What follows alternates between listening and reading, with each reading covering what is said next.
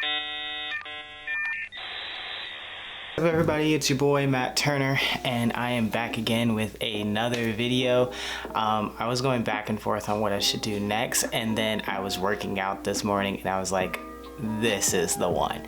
So without further ado, here are the top 10 questions most frequently asked on Reddit by trans men. Number 1. So this one is, and these are in no particular order, I just was kind of like listing them. I was scrolling through Reddit trying to see what questions were most frequently asked and going based off memory, and this is definitely one of the ones that you can go on Reddit for sure and always find, and that is, I found blood in my needle. What do I do? So this of course is obviously very concerning for a lot of people because like there's blood, but also just so you guys know, I am not a doctor. I am not your endocrinologist or however you say that freaking word. I have no certifications, no licenses whatsoever.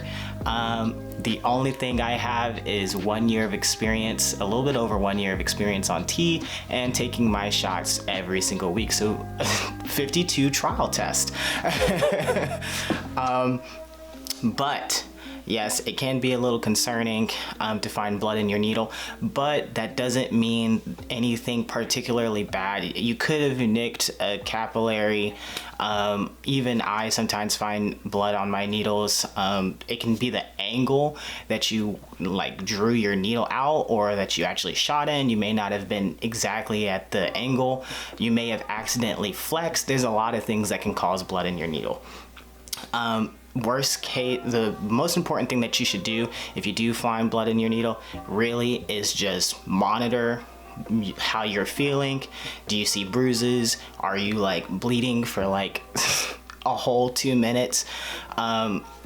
And just like letting your doctor know that this happened, because even though you can ask other people their experiences, everybody's going to be a little bit different and you don't know what's actually going to be happening with your body. So yeah, get a doctor's advice. Quickly following up after finding blood in your needle will most definitely be bleeding a lot after your shot. So if you've watched my other video, I'll bloop it up over here, about how I take my shot, you'll see that I've told you guys before that I bleed a lot after my shot. And like with finding blood in your needle, this can be a variety of reasons. For me, I think it's just because I don't have steady hands and I like have quick flexes, and so I'll like accidentally flex my leg, or I'll be drawing the needle out too fast.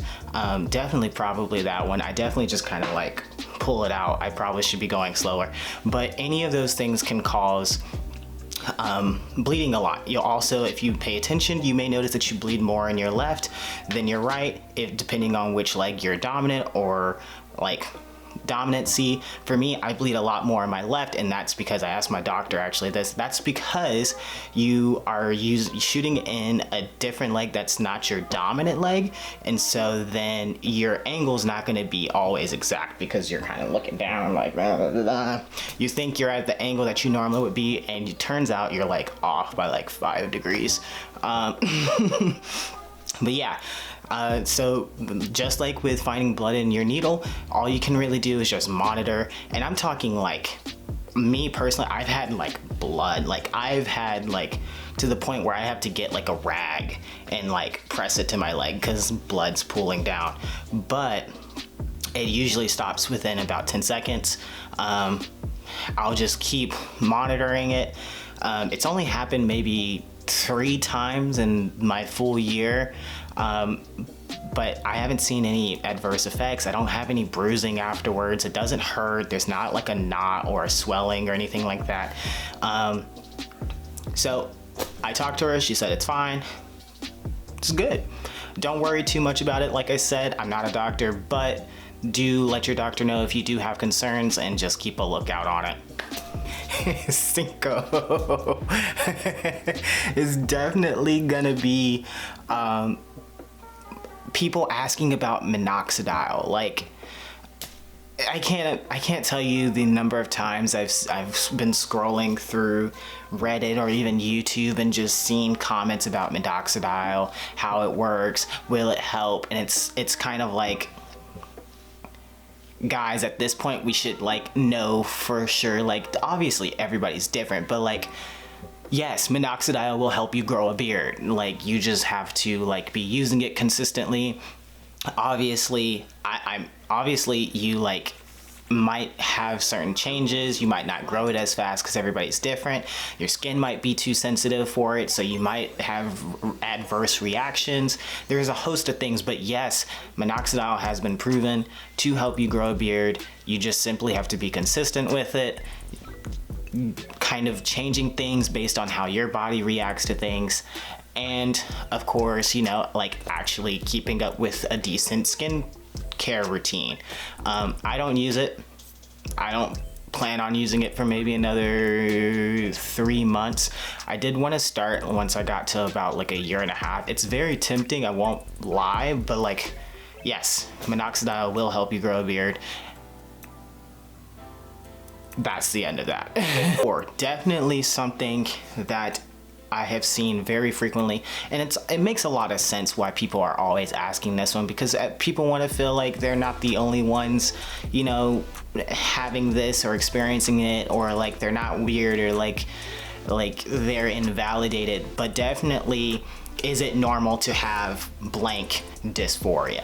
Is it normal to have hand dysphoria? Is it normal to have hip dysphoria? Is it normal to have feet dysphoria?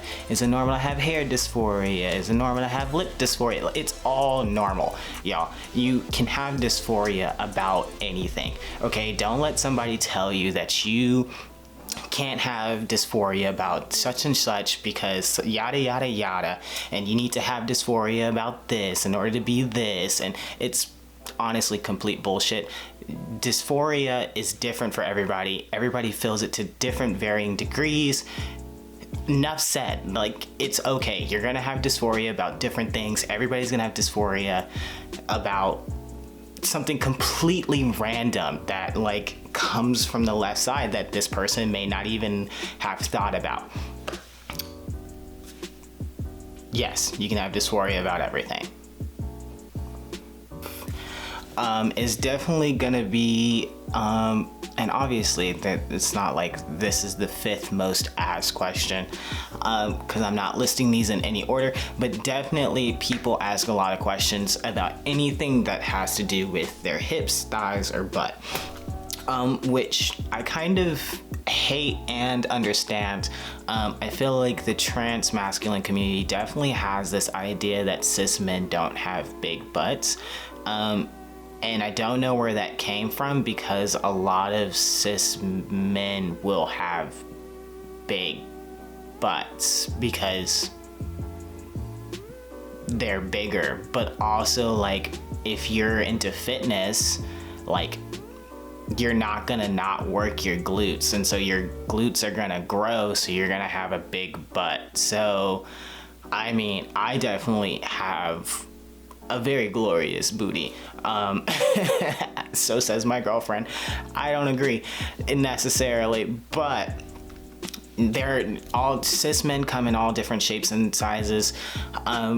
Obviously, we are hyper aware of our body and how it's feminized compared to other cis men, and it can be a little overwhelming, but do understand that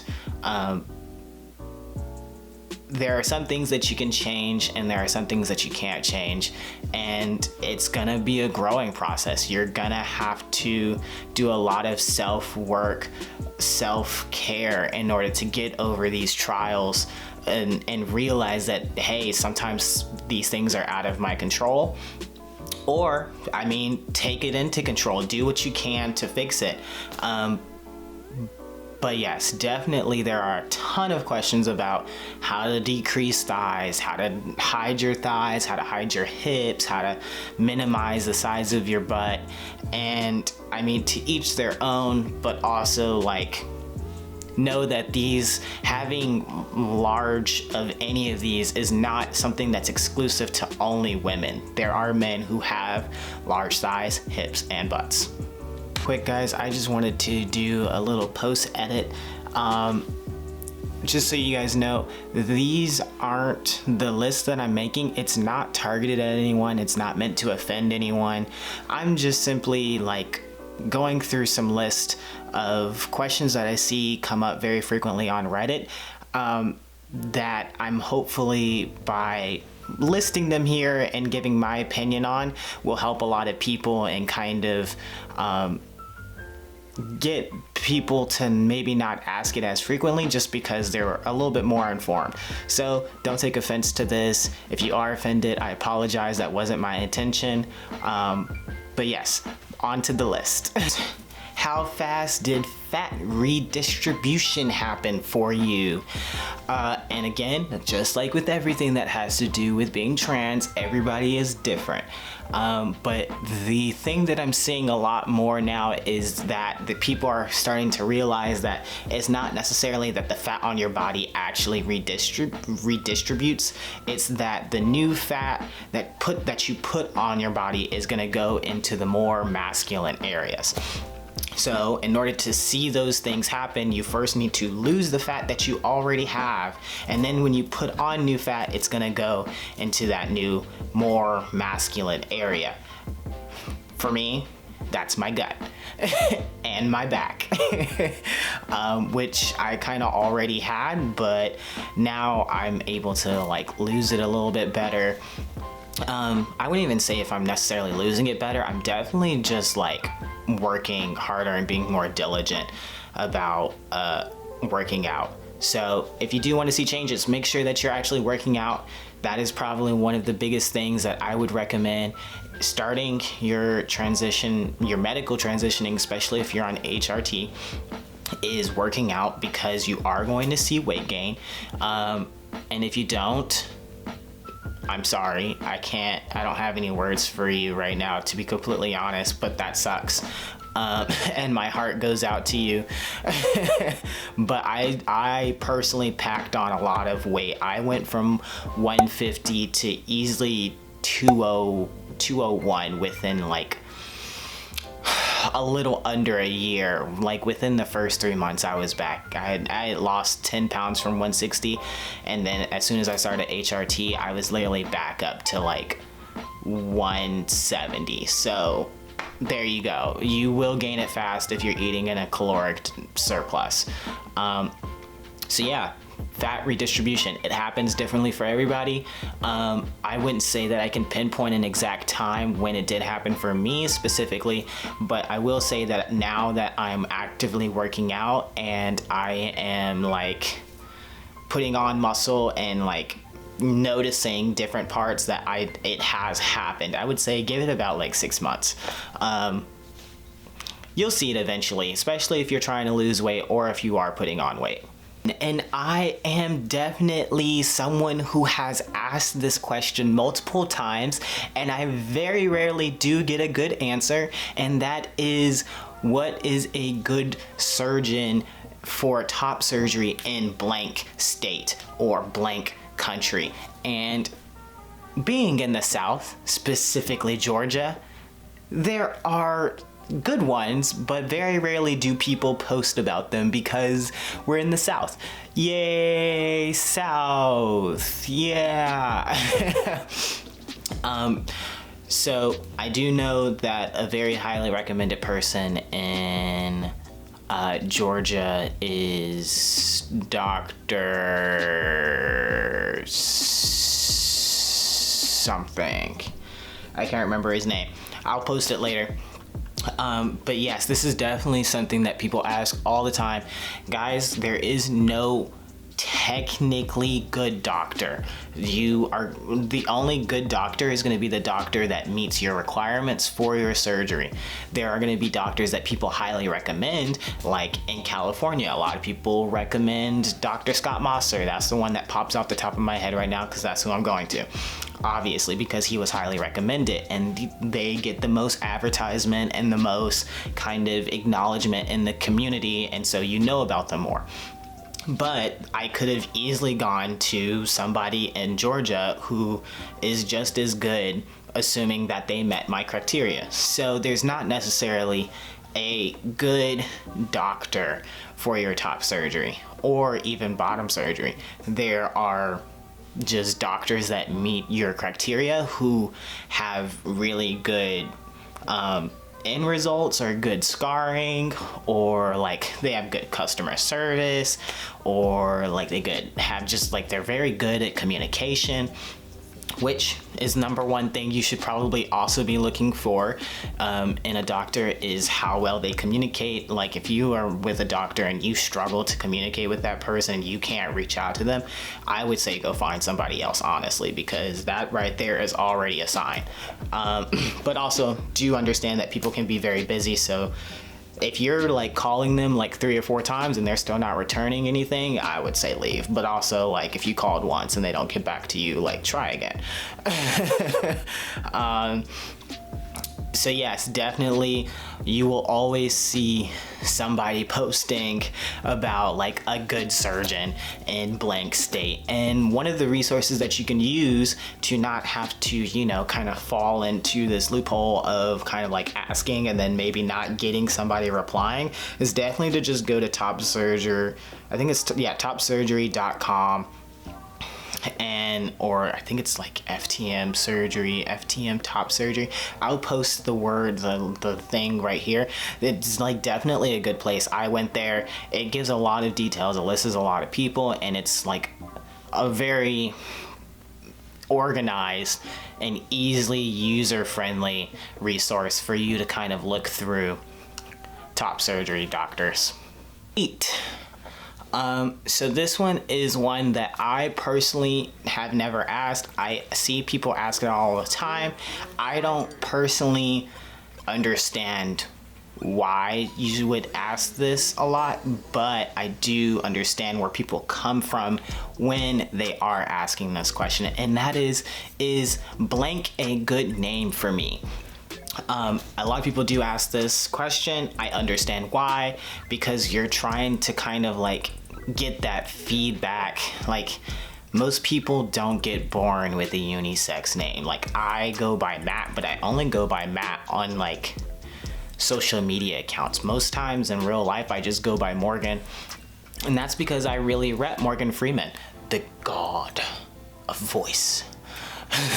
But I mean, I've just really become attached to the name Morgan. Like, that's the one thing I'll probably never change about myself, because I look up to so many people, and there are so many things that I can say that are cool about Morgan, like Morgan and Morgan, JP Morgan, Morgan Freeman, Captain Morgan, both the Captain Morgan, the actual person, and Captain Morgan, the rum.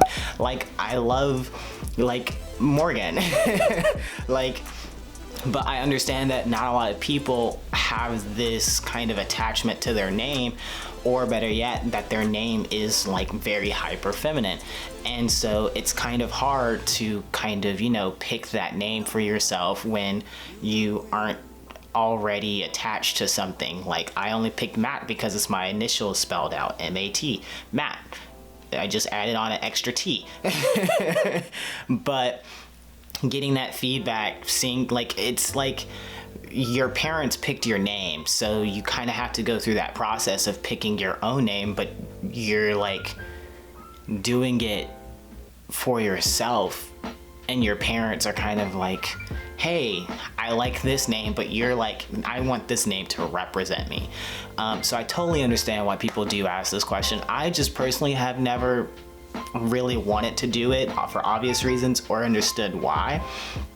I understand kind of like asking like people that you like really know, but I've never really understood asking on Reddit to complete strangers who like don't really know anything about you. But obviously, to each their own. You do you, boo. Like, I'm not gonna say don't do it, because everybody's got their own route in life. I definitely believe there's multiple ways to get from point A to point B, and if asking people for feedback on your name is how you get to point B, then that's how you get to point B. Like, go ahead, get your grind, do whatever you need to do to like transition. But yes, definitely I do see a lot of people asking about what they think about yada yada name for themselves. Oh my God, this question Number 9. Y'all, stop asking this question. Like, legitimately, I don't understand why people are still asking this question. It's been happening for like a month now, more than a month, at least 3 months. Trans Bucket is not working. It works, but you cannot create an account anymore. Stop asking if Trans Bucket is working. It works, but you cannot make an account. If you want to use it, find somebody who has a username and a password and a pre-existing account, and see if they'll be willing to give you that information so that you can use it. I really hate that they're not working, because now that I'm getting further into my top surgery transition, which actually the new date, yay, is actually February 16th. I got my date moved up. But it like really sucks, because now I can't like go on there and see like the things like other Black people who have had top surgery, or just in general people who have had top surgery. I'm limited to the pictures posted on Reddit, which can be a very intimate thing to share, but like Trans Bucket was made literally for photos for like people to like see. And while Reddit is growing and things like that, in terms of like pages being created specifically for surgery pics, it's still kind of very limited, especially if you're Black, which I'm hoping to help change. This is obviously a shout out. Go join r/TMPOC if you haven't already, and you are a person of color and a trans masculine individual, or a trans man who may be feminine. I don't really see a lot of you guys, to be completely honest, on TMPOC, which sucks, but I wish you guys would like come out a little bit more. I understand if you don't, but like the community is for everybody, y'all. It's not for one specific person. So yeah, definitely, Trans Bucket is not down, but it is not open for you to create an account, and hasn't been for quite some time. I hope this stops this question being asked, because I'll see it come up like every 3 weeks, which I understand. If you like are just now like looking into Trans Bucket and stuff like that, you'll be like, why is it not working? And I was definitely like that, and I was probably one of those people who like everybody was looking at us like, bro, stop asking that question. It's been down for like a year now. So from someone who has asked the question to people who may not have asked the question but do want to know, here's your answer.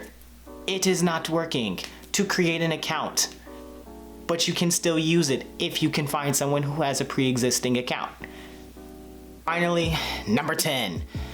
The question that I see very frequently is, and obviously this list goes on much farther, but these are the top 10 that I just thought of right off of my head. And that is, will I see noticeable changes on X dosage? Y'all, everybody's dose is gonna be different. If you're just starting out, here's like your dose. You may start out, so sometimes they'll have you start on like a small dosage, like half of what maybe they're gonna give you. I don't know. I'm not a doctor. Once again, I'm not a doctor. I'm not certified. I'm not a nurse. I have no criteria. I'm just a guy sitting in a room making a video listing some stuff for you guys so that you can know some answers to frequently asked questions. But there's no telling what type of dosage you need in order to see noticeable changes. In addition to that, your changes are going to happen very slowly. So you may be already changing at X amount of dosage, and then you won't notice until X months later or X weeks later, because just like transitioning is a slow process. Like I'm a year and like 2 months, and I like don't have any facial hair. My voice has gone down significantly, but like I still can get misgendered on the phone by some people who are being stupid. But like it's a slow process. It's different for every person because everybody reacts differently to it. So there's no telling if you're gonna see X amount of dosage, noticeable changes on X dosage. I do understand where this question does come from, because sometimes you just want to know, like, hey, how did you, like, if you were on X dosage, kind of like, what are your experiences now? Because it kind of helps for you to like navigate and average out, like, oh, maybe I can expect certain amount of changes on this dosage compared to this dosage. But that's like not even the case. We love to think that's the case. We would love that to be the case, but it is not the case. I've done it as well. I really wish I knew how other people who were on 0.4 mg, shout out to my 0.4 mg people, react to like their dosage and where they are in their current time period. A lot, and this is one thing, the trans masculine community is a lot about like comparing ourselves and our changes to each other to see where we may hopefully end up being, or where we are currently compared to somebody else, or I got these changes at this time and this person got changes at that time. And that just has to do with like the struggles of like this not being a very well known or research kind of like area of expertise. Like a lot of doctors like don't know about like HRT unless you go to an endocrinologist, however the hell you say that word, an endo. Or like you go to somebody specifically for HRT, most doctors don't know about it and like couldn't tell you like bad shit.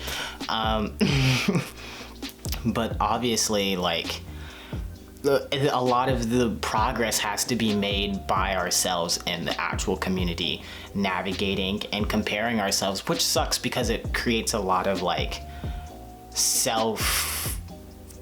I don't want to say self-hatred, but like very being self-critical and criticizing ourselves very, very hard. Which like, stop it. Like I can't, we gotta stop.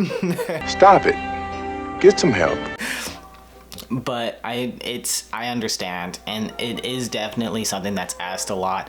But guys, just do know that it's different for everybody else. Even though I've made this video hopefully answering a lot of questions so people don't ask it as much, I definitely still expect to see this question asked like a ton, because it's just something that's like, you gotta know. Yes, that is the 10 things that are frequently asked on Reddit by trans men. I hope you guys enjoyed this video.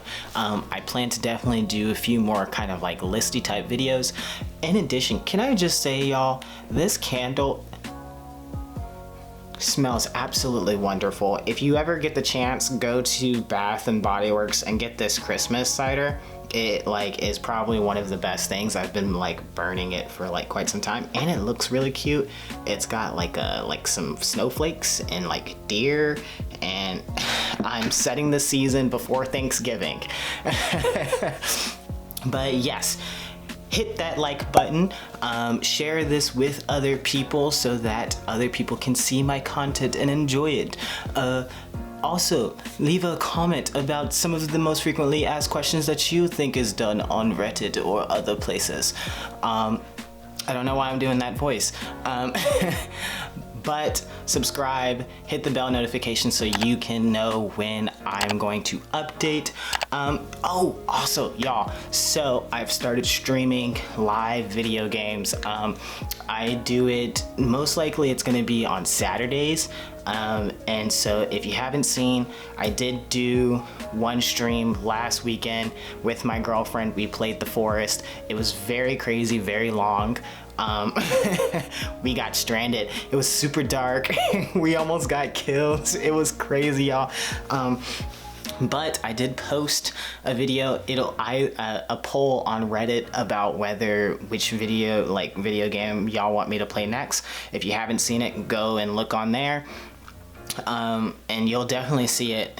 But right now the options are Firewatch, which is an old game that I used to play, but I haven't played in a few years. Very beautiful. If you haven't, I would definitely go see it. The second option was Among Us. It would be the first time I've ever played it, so you'll get to see me struggle to learn and probably get killed quite a few times for being very bad at lying. And finally, I will be returning to RuneScape. We'll see how that'll go. RuneScape, let's go to Faldor. Varrock. I really am gonna do that one regardless of what people want to do. Not like this Saturday, but in the future, because I really want to see how much RuneScape has changed since I played it back in like elementary and middle school. And then finally I gave an other option for people to just kind of list what they wanted to do, but right now it looks like Among Us is going to win, so we'll see. And lastly, it's your boy Matt Turner. I will see you guys later. I don't think I had anything else to say, so I hope wherever you are you have a great day or night or evening, and I will see you guys next time.